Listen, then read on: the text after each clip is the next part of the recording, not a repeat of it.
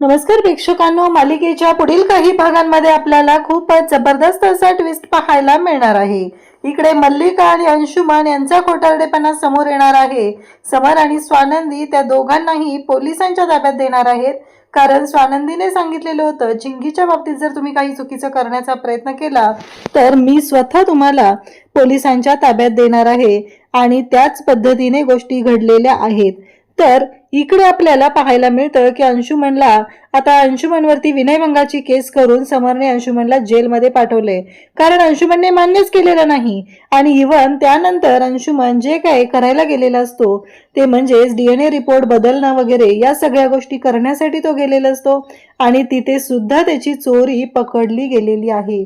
हे सगळं जेव्हा घडत असतं तेव्हा मात्र या अंशुमनला जराही लाज वाटत नाही आणि मग चिडलेल्या समरने अंशुमनला आता सरळ जेलमध्ये पाठवलेलं आहे। तर हे सगळं कशा पद्धतीने होणार, समर आणि स्वानंदीला हा निर्णय का घ्यावा लागलेला आहे? एका मुलीच्या पाठीशी खंबीरपणे उभे राहत, अगदी ती घरातली मोलकरीण का असेना पण तिच्या पाठीशी खंबीरपणे उभे राहत समर स्वानंदीनं आज जी काही माणुसकी दाखवलेली आहे ती मात्र खरंच पाहण्यासारखी आहे। हे आपल्याला पाहायला मिळणार आहे। त्यासाठी हा व्हिडिओ शेवटपर्यंत पहा। त्याचबरोबर चॅनलवरती नवीन असाल तर चॅनलला नक्की सबस्क्राईब करा। इकडे आपल्याला पाहायला मिळतं की समर खूप भडकलेला असतो। समर म्हणत असतो की काहीही झालं तरी अंशुमन, मी तुला काही प्रश्न विचारतोय आणि त्या प्रश्नांची उत्तरं मला हवी आहेत। तेव्हा मात्र इकडे अंशुमनला आता समर विचारत असतो की मला सांग, आत्ताच्या आत्ता तू खरं सांग की खरंच चिंगीच्या पोटात जे बाळ वाढते ते तुझं आहे? मान्य कर तू, कारण आता सगळे पुरावे आलेले आहेत आणि स्वानंदी मॅडमनी DNA टेस्ट करण्याचा निर्णय घेतलेला आहे, त्यामुळं तुला खरं बोलावंच लागणार आहे। काहीही झालं तरीही आजपर्यंत ज्या गोष्टी घडलेल्या आहेत त्या मलाही माहिती आहेत, त्यामुळं हे सगळं पाहता म्हणजे तुझी हिस्ट्री पाहता तुझ्यावर कोणीच विश्वास ठेवणार नाही। तू काय करू शकतो, तू कसा आहेस, या सगळ्या गोष्टी आम्हाला माहिती आहेत। त्यामुळं तू विचार कर, आतापर्यंत जे काही तू कांड केलेले आहे, ज्या काही गोष्टी तू केलेल्या आहेत त्या मला सगळ्या माहिती आहेत। त्यामुळं स्पष्टपणे विचार कर आणि सांग, मला उत्तर हवंय अंशुमन की ते बाळ तुझं आहे का? मान्य कर। जर का उद्या DNA टेस्ट केली आणि त्यामध्ये मला समजलं की ते बाळ तुझं आहे, मग मात्र मी तुझी हायगाय करणार नाही। या घरातून मी तुला हाकलून देणार आहे, या प्रॉपर्टीतून बेदखल करणार आहे आणि त्याचबरोबर आतापर्यंत केलेली जी काही कारस्थानं आहेत ती तर मला माहितीच आहे, त्यामुळं त्या सगळ्या गोष्टी आता समोर येणार आहेत, असं म्हणत समरने अंशुमनला दम दिलेला असतो। आता अंशुमन तोंड उघडतच असतो, सांगणारच असतो। तेवढ्यातच मल्लिका माती खाते आणि मल्लिका तिकडून अंशुमनला खुणवते की नको सांगूस। अंशुमनने जर का सांगितलं असतं तर मल्लिकाला असं वाटत होतं की समर चिंगी आणि अंशुमनचं लग्न लावून देणार, पण मल्लिकाला, ह्या बावळट मल्लिकाला कळत नाहीये की जर आत्ता नाही सांगितलं तर आज ना उद्या ते कळणारच आहे आणि जेव्हा कळेल तेव्हा मात्र वाट लागणारच आहे। आता मात्र इकडे मल्लिकाच्या डोक्यात वेगळा प्लॅन सुरू झालेला असतो। मल्लिकाने DNA टेस्ट रिपोर्ट बदलायचे, चिंगीला दमदाटी करायचं आणि तिला ॲबॉर्शनसाठी घेऊन जायचं। एकदा का ॲबॉर्शन झालं की ह्या बाळाचा प्रश्न मिटणारच आहे, कारण तिला खात्री आहे की ते मूल अंशुमनचंच आहे। फक्त आता सगळ्यांच्या समोर जर का तिने ही गोष्ट मान्य केली तर मात्र तिच्या शिट्ट्या वाजणार आहेत, हे सुद्धा तिला चांगलंच माहिती आहे, कारण समर कोणत्याही क्षणी अंशूचं लग्न लावून देईल या गोष्टीची भीती तिला वाटत असते आणि म्हणूनच तिने आता शांतपणे विचार करायचं ठरवलेलं असतं। तेव्हा मात्र इकडे ज्या पद्धतीने गोष्टी घडत असतात, स्वानंदी म्हणते की बाद झालं मल्लिका काकू, बाद झालं, आतापर्यंत सगळ्या गोष्टी तुमच्या ऐकून घेतलेल्या आहेत, पण नाही, आता नाही। एखाद्या स्त्रीवर अन्याय होत असेल आणि तुमचा मुलगा स्वतः तिच्यावर अन्याय करतोय आणि तरीही जर का तुम्हाला काही वाटत नसेल तर विचार करावा लागणार आहे। तुम्ही ज्या पद्धतीने वागता, ज्या पद्धतीने बोलता, या सगळ्यातून एकच गोष्ट क्लिअर झालेली आहे आणि ती म्हणजे तुम्हाला तुमच्या मुलांशिवाय दुसरं काहीही पडलेलं नाहीये। तुम्हाला तुमचा स्वार्थ महत्वाचा वाटतोय। तुम्हाला तुमच्या मुलाचं लग्न होणार नाही, आता भर मांडवात तुमच्या मुलाचं मोडलेलं लग्न दिसतंय, पण आजपर्यंत तुमच्या मुलाने कितीतरी मुलींची आयुष्य उद्ध्वस्त केली हे तुम्हाला नाही दिसत आहे।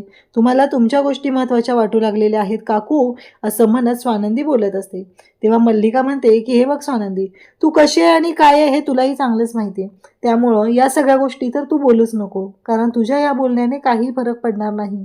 तू आजपर्यंत काय केलंय आणि या घरासाठी काय केलंय हेही मला माहिती आहे. त्यामुळे एकच गोष्ट लक्षात ठेव, तू कितीही काही करण्याचा प्रयत्न केला तरीही मला माहिती आहे की काय झालेलं आहे आणि गोष्टी कशा सोडवायच्या आहेत, असं मल्लिका बोलत असते. स्वानंदी म्हणत असते की बाद झालं काकू, आतापर्यंत खूप वेळा तुमचं ऐकून घेतलेलं आहे, खूप वेळा तुमची मनमानी सहन केलेली आहे, पण आता नाही. आता तुमची मनमानी सहन केली जाणार नाही. कारण तुम्ही ज्या पद्धतीने वागता, लोकांना वागवता, यावरून तर हे स्पष्ट झालेलं आहे की तुम्हाला दुसरं कोणाबद्दल काहीही वाटत नाही. तुम्हाला फक्त तुमचं स्वतःचं पडलेलं आहे. तुम्ही फक्त तुमच्या स्वार्थाचा विचार करता. तुम्ही कधीच दुसरं कोणाचा विचार केलेला नाही, असं स्वानंदी स्पष्टपणे बोलत असते. मल्लिकाची तर आता वाटच लागलेली असते. तिला कळायचं बंद झालेलं असतं की ही पोरगी काय बोलतीये आणि काय उत्तर द्यायचं आपण, हा प्रश्न मल्लिकाला पडलेला असतो. स्वानंदी म्हणत असते की DNA टेस्ट होणार, कारण मला खात्री आहे, माझा चिंगीवर पूर्ण विश्वास आहे. तेव्हा स्वानंदीचे बाबा तिथं असतात आणि ते म्हणत असतात की मला एक गोष्ट सांगायची आहे. ते सांगू लागतात की अंशुमनने ह्या गोष्टी केलेल्या आहेत. अंशुमनने त्या दिवशी समर सरांच्या ऑफिसमधून पैसे आणि त्याचबरोबर दागिने चोरलेले आहेत आणि ही गोष्ट मी कोणाला सांगू नये म्हणून त्याने माझा ॲक्सिडेंट केला आणि त्याचबरोबर हॉस्पिटलमध्ये येऊन सुद्धा त्यांनी मला धमकी दिली, जर का मी हे कोणाला सांगितलं तर तो स्वानंदीला संपवणार आहे, माझ्या नंदूला संपवणार आहे, म्हणून मी तोंड बंद केलेलं आहे. पण आत्ता एखाद्या मुलीवर अन्याय होत असेल आणि माझी मुलगी खंबीरपणे लढण्यासाठी सज्ज असेल तर एखाद्या अपराध्याला मी सोडणार नाही, एखाद्या गुन्हेगाराला मी सोडणार नाही. त्याला त्याच्या कर्माची शिक्षा ही मिळालीच पाहिजे, असं स्वानंदीचे बाबा बोलत असतात.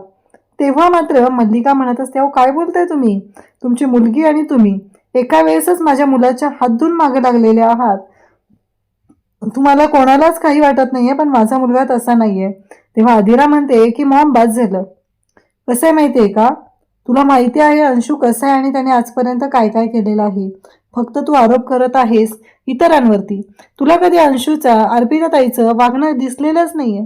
तुला कधी त्यांचं वागणं खटकलेलंच नाहीये. तुला फक्त खटकतात ते इतरांच्या गोष्टी, इतरांचं सुख, असं म्हणत अर्पिताने सुद्धा आता वाट लावायला घेतलेली असते.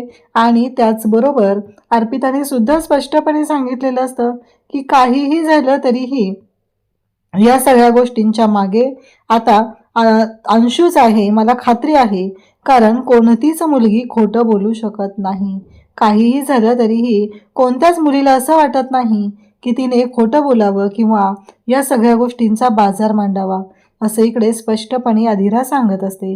इकडे स्वानंदी म्हणते की चला आता DNA रिपोर्ट, मग DNA सॅम्पल घेतले जातात आणि चिंगीला हॉस्पिटलमध्ये नेलं जातं, तिचे DNA सॅम्पल घेतले जातात आणि ते सगळे DNA सॅम्पल आता रिपोर्टसाठी दिले जातात. समरने अगदी वरच्या दरावरती ह्या सगळ्या गोष्टी मॅनेज करून लवकरात लवकर DNA रिपोर्ट हवेत, म्हणजे अगदी 24 तासात हवेत याची तयारी केलेली असते. आणि त्यानंतर स्वानंदी मात्र बारीक लक्ष ठेवून असते. तिला माहिती असतं की अर्पिता, त्याचबरोबर मल्लिका आणि अंशुमन काय करू शकतात. स्वानंदीने लक्ष ठेवलेलं असतं, समरला सुद्धा तिने अलर्ट केलेलं असतं, रिपोर्ट बदलू शकतात एवढं लक्षात ठेवा. कारण रिपोर्ट बदलले जाणार आहेत. ज्या व्यक्तीने गुन्हा केलेला आहे त्या व्यक्तीला त्याची चूक माहिती आहे आणि तरीही जर का आपण असं म्हणत असेल की नाही आपण हे सगळं ॲक्सेप्ट करूया तर ते चुकीचं आहे. कारण मला खात्री आहे की नक्कीच रिपोर्ट बदलले जाणार आहेत. इकडे स्वानंदी आता विचार करत असते. खरं तर स्वानंदीला इतका राग आलेला असतो, बाबांचा अपघात या सगळ्या गोष्टींमुळे स्वानंदी डिस्टर्ब झालेली असते. स्वानंदी म्हणत असते की आणखी एक, तुम्हाला कळतंय का राजवाडे काय होतंय, त्याने माझ्या बाबांना मारण्याचा प्रयत्न केलाय. माझे बाबा मरणाच्या दारात होते ते फक्त आणि फक्त अंशुमनमुळं. का तर तुमच्या ऑफिसमधून पैसे घेताना त्यांनी त्याला पाहिलं आणि त्याचबरोबर त्यांनी असा विचार केला की तुम्हाला सगळं जाऊन सांगायचा, तर त्या माणसाने त्याची बाबांची अशी अवस्था केलेली आहे. जर का बाबांची अशी अवस्था करू शकतो तर चिंगीचं काय, चिंगीच्या बाबतीत काय होऊ शकतं याचा विचार केलाय का राजवाडे तुम्ही, असं स्वानंदी विचारत असते. तेव्हा मात्र समर म्हणत असतो की हो बरोबर आहे तुमचं, सगळं पटतंय मला, रिपोर्ट बदलले जाणार नाही त्याची खात्री मी घेतो.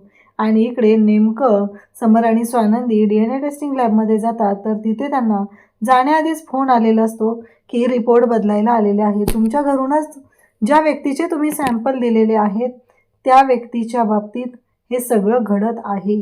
आता मात्र समर आणि स्वानंदी या दोघांनाही धक्का बसतो. ते दोघंही म्हणत असतात की काय, आणि तिथे गेल्यानंतर ह्या सगळ्या गोष्टी घडतात. आणि आता मात्र समरला खूप राग येतो आणि समर अंशुमनला पोलिसांच्या ताब्यात देतो. त्याचबरोबर मल्लिका काकूला सुद्धा पोलिसांच्या ताब्यात दिलं जातं. आजपर्यंत तिनं जी काही कारस्थानं केलेली आहेत ती जरी समोर आलेली नसली तरी DNA रिपोर्ट बदलायला गेलेल्या अंशुमनसोबत ती स्वतः तिथं होती आणि म्हणूनच आता समरने हा निर्णय घेतलेला असतो. हे सगळं अगदी डिटेलमध्ये आपण पाहिलेलं आहे. त्याचबरोबर आता अंशुमनची तर वाट लागलेली आहे, पण मल्लिकाला जेलमध्ये पाठवल्यामुळे समरला मात्र खूपच वाईट वाटलेलं आहे.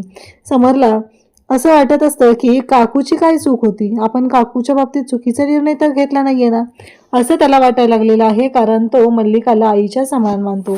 अशाच अपडेटसाठी चॅनलशी कनेक्ट राहा. थँक्यू.